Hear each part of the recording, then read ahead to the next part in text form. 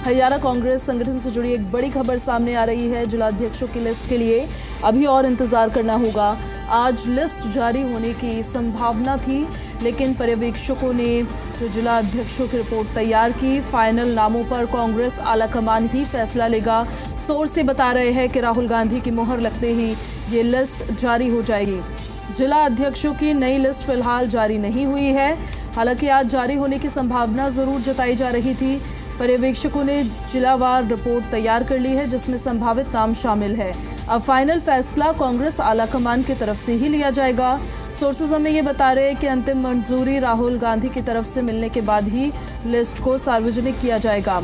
ये देरी इस ओर इशारा करती है कि पार्टी जिला स्तर पर संगठन को मजबूत करने के लिए सतर्कता और रणनीतिक सोच के साथ कदम उठा रही है।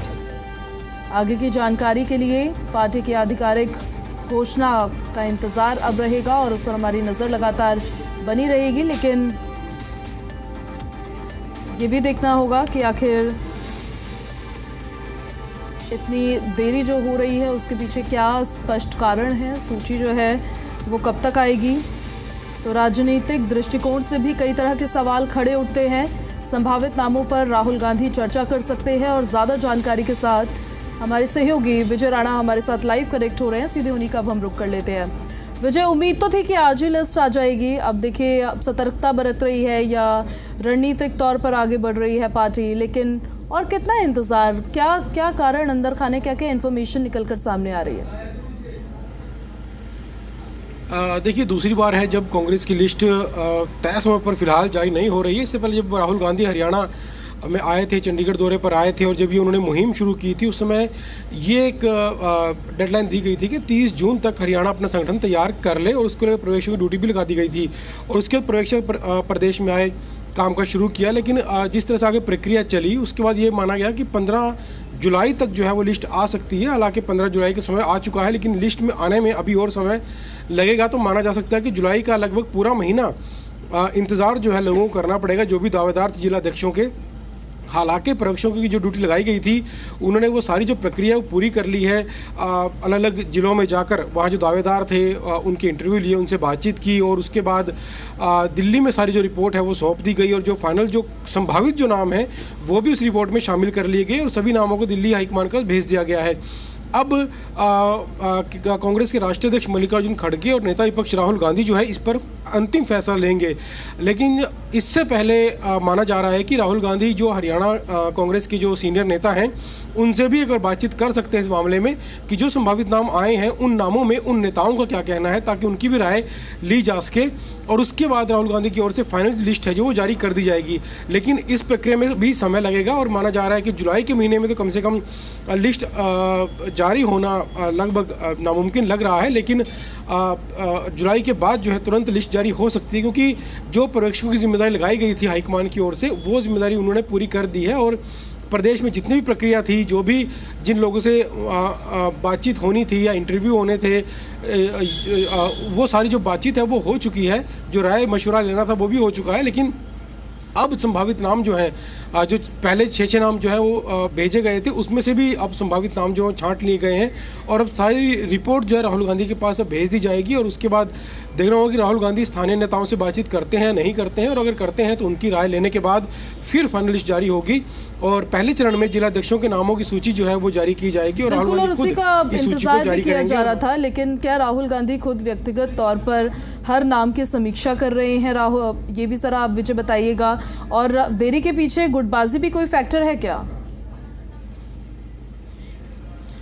देखिए, फिलहाल ऐसी कोई खबर सामने नहीं आई है गुटबाजी वाली, लेकिन वो फैक्टर हमेशा कांग्रेस में रहता है। कांग्रेस कई पहलुओं पर इस समय काम कर रही है, जिसमें गुटबाजी भी ऐसा फैक्टर है जिसको लेकर कांग्रेस इस तरह से काम कर रही है कि जो भी सीनियर नेता हैं हरियाणा कांग्रेस के, भूपेंद्र सिंह हुड्डा है, दीपेंद्र हुड्डा या कुमारी सैलजा या रणदीप सुरजेवाला है, दूसरे सीनियर नेता हैं, तो उन सभी को मौका कांग्रेस देना चाहती है ताकि उन सभी से राय मशवरा किया जाए और उसके बाद जो है जो लिस्ट है वो तैयार की जाए, ताकि किसी भी उम्मीदवार को, किसी भी जो सीनियर नेता है हरियाणा को, उनको ये ना लगे कि उनके जो चहेते लोग थे उनको मौका नहीं दिया गया। यानी सभी लोगों को खुश करने की कोशिश इस समय कांग्रेस करेगी। और जिस तरह से पहले शुरुआत में एक चर्चा सामने आई थी कि सभी सीनियर नेताओं को कुछ जिले दिए गए हैं, जैसे सूत्रों के मुताबिक जानकारी मिली थी कि भूपेंद्र सिंह हुड्डा को 9 जिले दिए गए हैं, कुमारी सैलजा और सुरजेवाला को 4-4 जिले दिए गए हैं, वरुण मुलाना को भी 1 से 2 जिले दिए गए हैं, राव दान सिंह को भी 1-2 जिले दिए गए हैं। तो इस तरह से जो चर्चाएं ये सामने आई थी, अगर इस तरह से इस समीकरण को बैठाती है कांग्रेस तो जाहिर तौर पर गुटबाजी खबरें उसमें सामने नहीं आएंगी। और इसके अलावा जातीय समीकरणों को भी कांग्रेस ध्यान में रख रही है। जिस तरह से गुजरात में जब जिला अध्यक्षों की घोषणा की थी कांग्रेस की ओर से, तब वहाँ भी जातीय समीकरणों को साधा गया था। यानी जिस इलाके में जिस जाति के ज़्यादा लोग हैं वहाँ से जिलाध्यक्ष बनाया जाएगा, दूसरे नंबर की जाति होगी तो हो सकता है वहाँ से उप जिलाध्यक्ष या कार्यकारी जिलाध्यक्ष बना दिया जाए। तो इस तरह से कांग्रेस फिलहाल काम कर रही है ताकि किसी भी सूरत में। ठीक है विजय, पर जो मानदंड है, किन मानदंडों को प्रमुखता दी गई है? पर्यवेक्षकों ने जो रिपोर्ट भेजी है, क्या युवाओं को ज्यादा प्राथमिकता दी जा रही है इस बार? देखिए, सबसे पहला जो मानदंड है वो जातिगत समीकरण कांग्रेस इसमें साध रही है कि जिस जिले में जिस जाति के लोग ज़्यादा हैं, संख्या ज़्यादा हैं, उस जाति के ही जिलाध्यक्ष को बनाया जाए, उसी जाति के दावेदार को जिलाध्यक्ष बनाया जाए।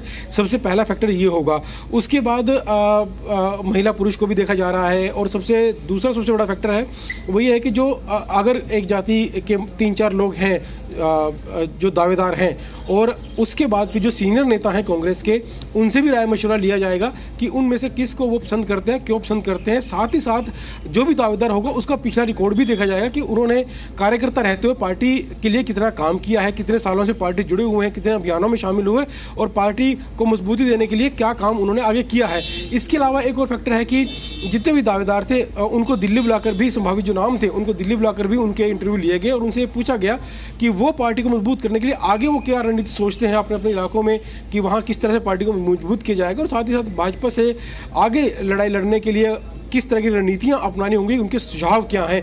तो इस तरह के तमाम मानदंडों को पार्टी की ओर से अपनाया जा रहा है और जो भी उम्मीदवार इन सभी मानदंडों पर खरा उतरेगा उसे ही जिलाध्यक्ष आगे बनाया जाएगा। तो इस तरह की जो प्रक्रियाएं हैं वो इस समय कांग्रेस में ठीक है विजय, ये भी जरा बताइए आप, पहले जब नियुक्तियां हुई थी जिलाध्यक्षों के, हालांकि लंबा समय बीत गया है, 11 साल से संगठन ही नहीं बन पाया कांग्रेस पार्टी का।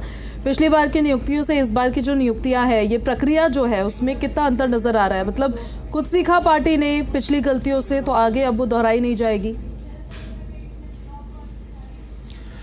बिल्कुल, जो ये प्रक्रिया है वो पिछली प्रक्रिया से तो बिल्कुल अलग है, क्योंकि पिछली प्रक्रिया में इतनी लंबी प्रक्रिया नहीं चली थी। स्थानीय नेताओं की ओर से सारी जो तैयारी है वो कर ली गई थी। उस समय भूपेंद्र सिंह हुड्डा जो है वो मुख्यमंत्री थे प्रदेश के, जब आखिरी बार जब संगठन पार्टी का बनाया गया था, और उस समय सभी पदों पर जो जिलाध्यक्ष थे वो तैनात किए गए थे, और उस समय इतनी गुटबाजी देखने के लिए नहीं मिली थी। और उस समय जो प्रदेश अध्यक्ष थे वो अशोक तंवर उस समय प्रदेश अध्यक्ष पार्टी के होते थे, तो तमाम पहलुओं की जांच करते हुए, हालांकि गुटबाजी उस समय भी थी पार्टी में, लेकिन वो इतनी ज़्यादा खुलकर उस समय सामने नहीं आई थी। बाद में हालांकि ये बढ़ती गई, तो उस समय इतनी लंबी प्रक्रिया नहीं चली थी, क्योंकि इससे पहले जब कोशिश की गई थी जिलाध्यक्षों को बनाने की, जब स्थानीय नेताओं ने कोशिश की थी, तब बात इतनी बिगड़ गई थी कि जहां पर भी पर्यवेक्षक भेजे गए थे और जिन नामों से बातचीत की जा रही थी, तब आपस में जो कार्यकर्ता हैं वो भी भिड़ गए थे कांग्रेस के अलग अलग हलकों में, अलग अलग जिलों में। यानी उससे लगातार जो गुटबाजी थी वो बढ़ती गई और जो समस्या थी वो बढ़ती गई।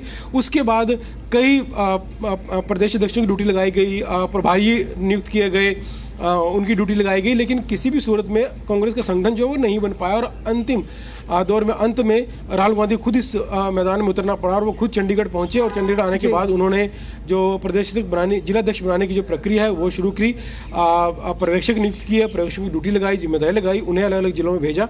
तो उसके बाद ये प्रक्रिया शुरू हुई, और अब हालांकि प्रक्रिया जारी है, लेकिन अब कह सकते हैं कि कहीं ना कहीं अंतिम दौर में जो प्रक्रिया है वो कांग्रेस की पहुंच चुकी है, और लिस्ट आने में ज़्यादा दिन नहीं है। हालांकि जुलाई का महीना शायद लिस्ट ना आ पाए, लेकिन जल्द ही लिस्ट कांग्रेस की जारी हो सकती है। जी ठीक है विजय, आप बने रहिए हमारे साथ, आपके पास में वापस लौट रही हो।